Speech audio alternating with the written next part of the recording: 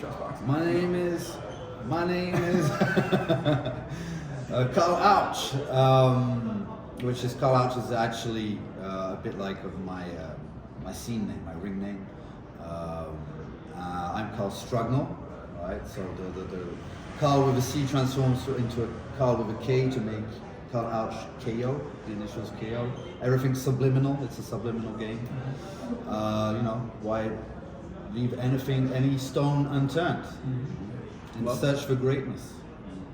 And tell me how you found the sport. When did you get involved, and what was your introduction into this crazy world of ours? Crazy world. Yeah, I've always been a chess player since I can remember. Like when I was 6, I started chess, but I stopped school quite fast, and I was a bit of a street kid. Like, you know, I like to hang out, you know, and I wasn't like, you know, the dude. I was just I enjoyed the street life. That was my thing, and so in 2003, when the sport actually was, you know, officially the first fight happened at EP, being in the church, and you know, I wasn't aware of that at that time. I was living in Los Angeles. I was sleeping out of my old dusty 1988 Toyota, and I was going to every day to Skidrow to hustle, you know, for my chess stuff.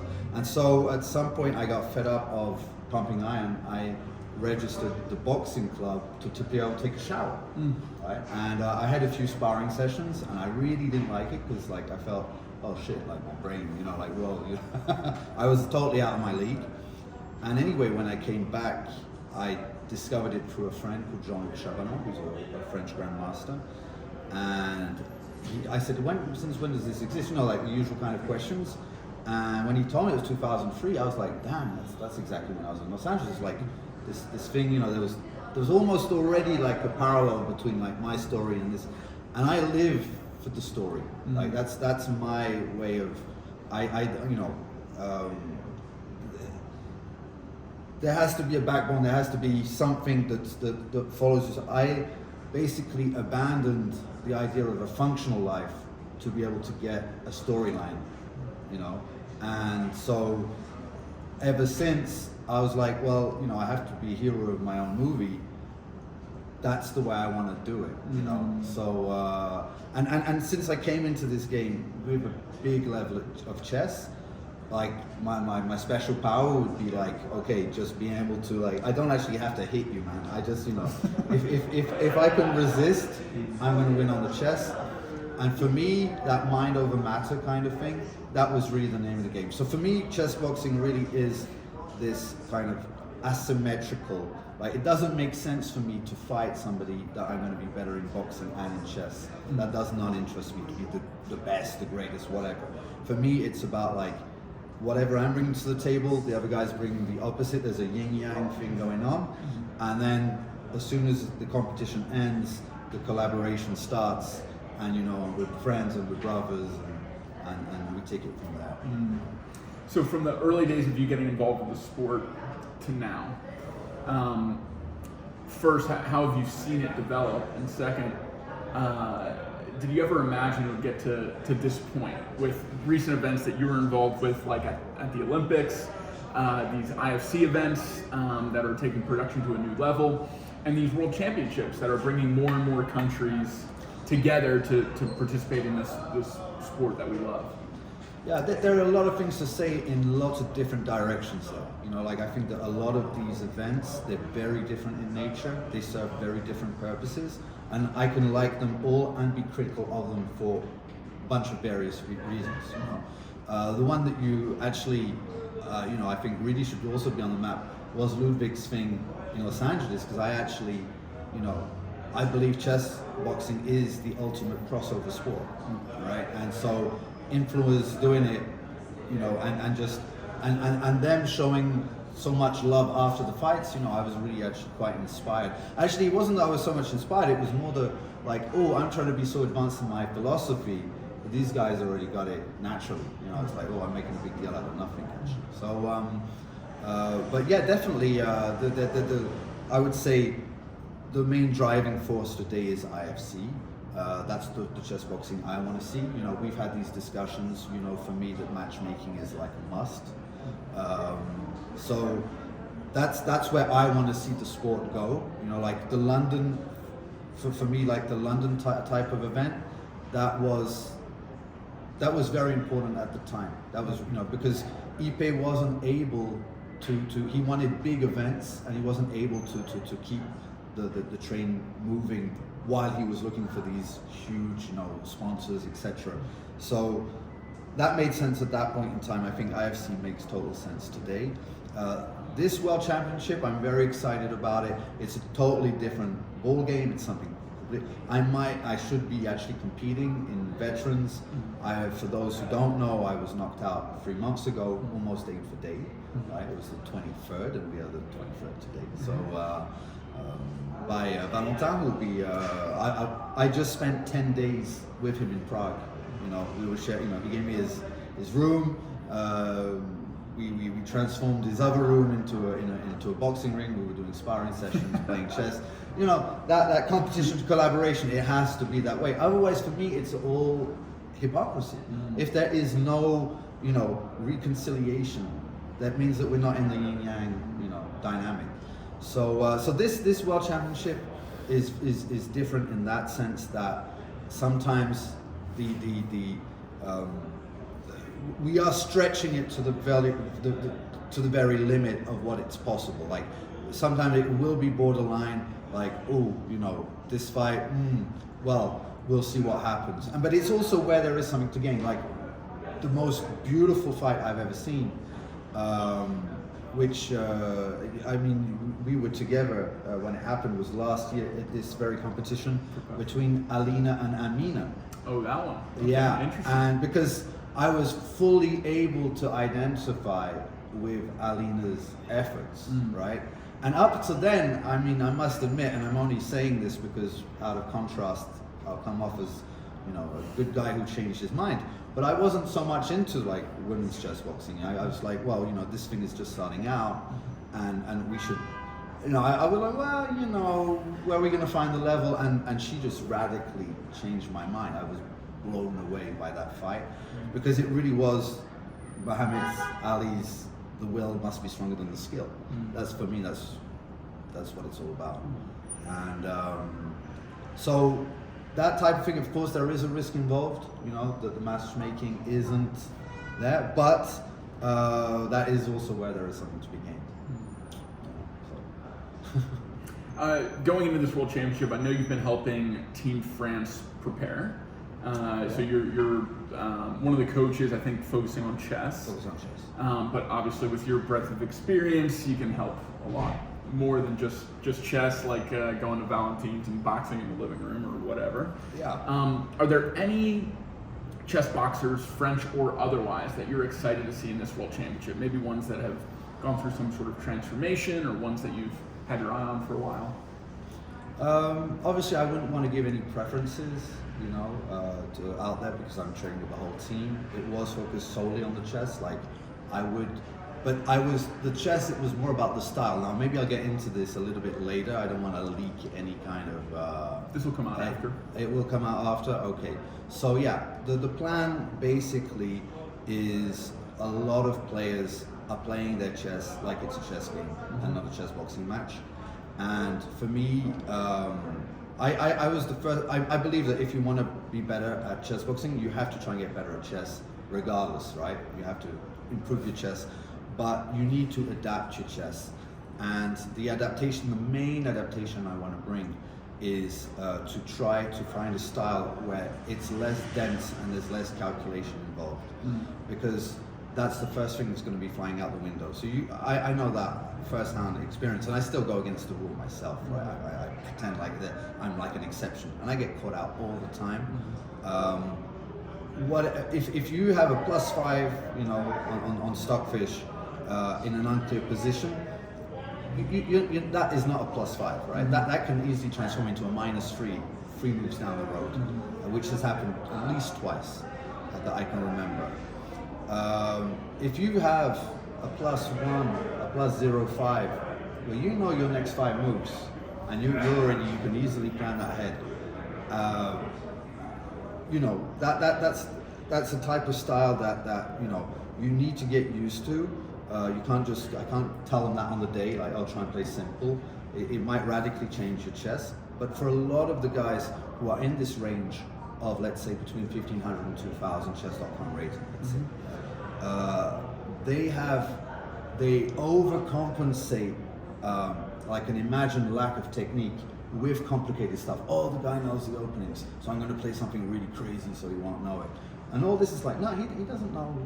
He's not 2,600, right? So this guy, just stop imagining that and experiment with the idea that you can do well, just if you play normal chess. And getting rid of that overcompensation, the guys are getting positions now that they are able to calculate on that level. And they are actually gaining, like one guy immediately after 2 lessons, he said, I've been aiming for 1,800 for 2 years. After 2 lessons, I'm there. Nice. So yeah, and I'm getting great feedback, and people, you know, they're telling me, it's like, yeah, I'm listening to what you're saying. It makes sense. When I try it, it works. So sometimes it's not about all the technical stuff, learning more stuff. It's just like a purely psychological bias. You know, we all lack confidence to an extent, especially when it comes to chess, because it's just such a complicated thing. Whatever level you're going to get at, there you're going to hit a wall where you're going to feel a lack of confidence compared to the guys who are above that, right? So it's really like, yeah, stop overcompensating and just play what you want and just play simple, and it works. And for chess boxing, it's a treat. So I understand not wanting to pick a favorite maybe on the French team that you're coaching. Well, what about from other teams that you're excited to just watch? No. I mean, be a fan of? you know, I'm happy that Iran turned up with, you know, we're just expanding globally. For me, it really is this World Championship. I talked a little bit about the competitive side.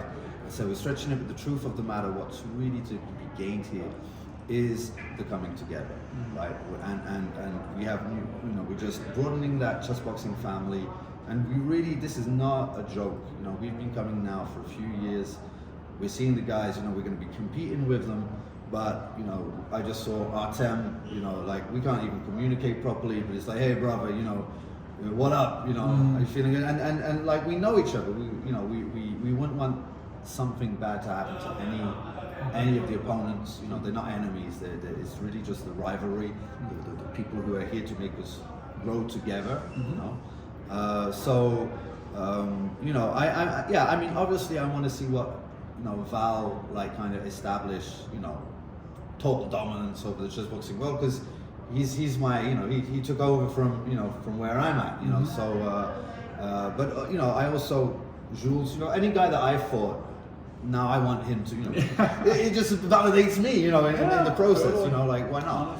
But we'll see. Now we have a few very good boxers who are kind of on the beginning of their chess journey. I think there has been progress made on their part in very short time. I don't know if they're competitive yet in the chess boxing, but it's also about preparing those next years down the line. You know, it's not all about, like, oh, actually, yeah, I will mention someone, Logan, right? Logan, who fought last year in the under 90 category with Aknazar. I don't know if you remember Aknazar from Kyrgyzstan. And he had just started. I had no idea of his background, right? He had no chess per se. He didn't really have any boxing. And he's a real chess boxer. He's starting from scratch in both categories. And last year he did okay, but he wasn't competitive, meaning his boxing wasn't able, he wasn't aggressive enough to be able to knock someone out. He was fine to stay alive, right? But then his chess wasn't good enough to give him the luxury of the choice, right? This year, again, I don't know if he's going to win the category, but in both sectors, his progress has been exponential.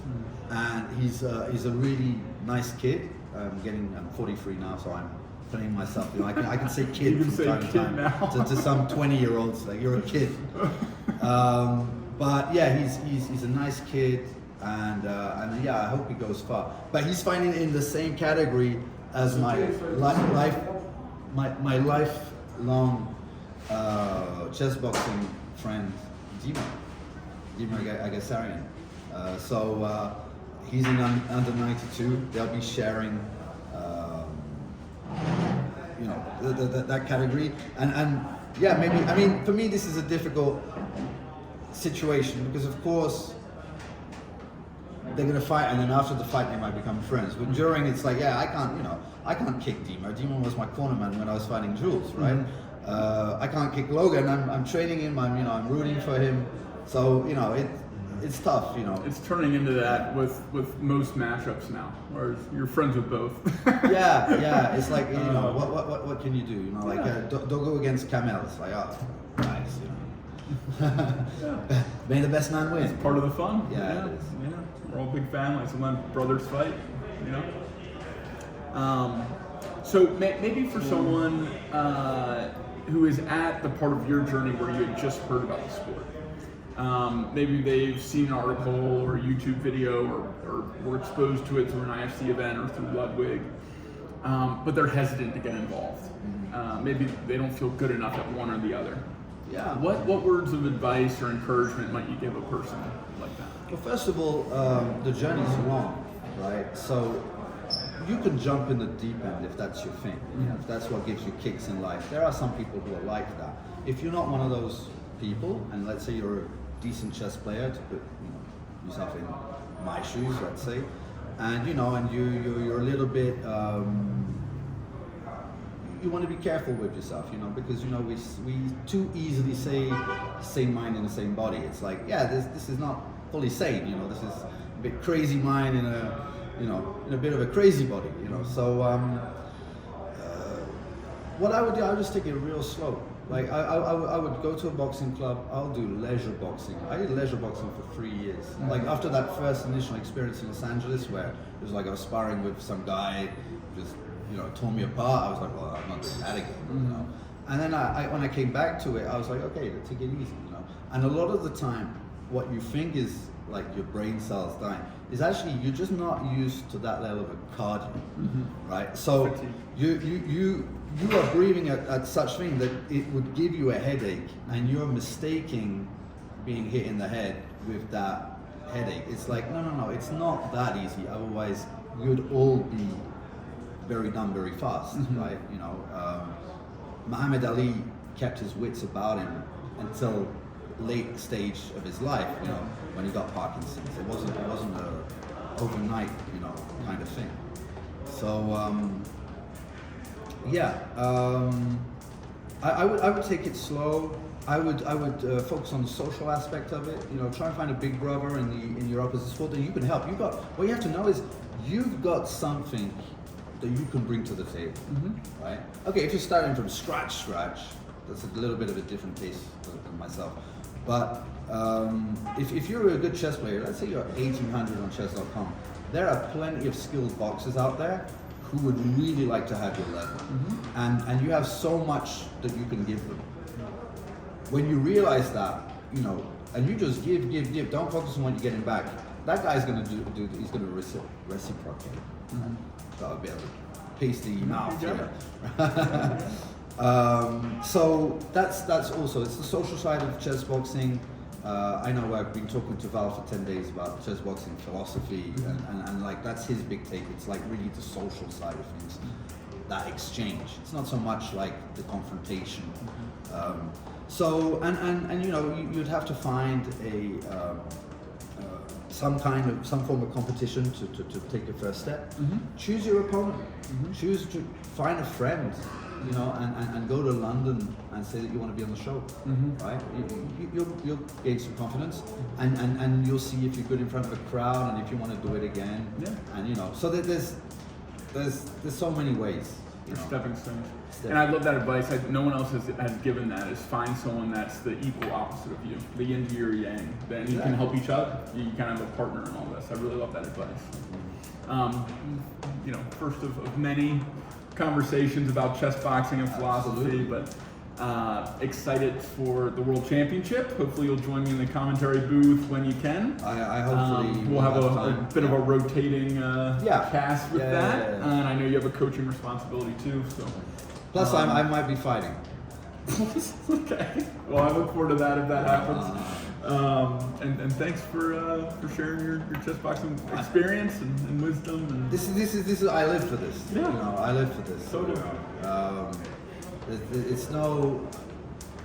There's no even thank you that is necessary because it's like still gonna get it. this is what I do. Yeah. This is what I do.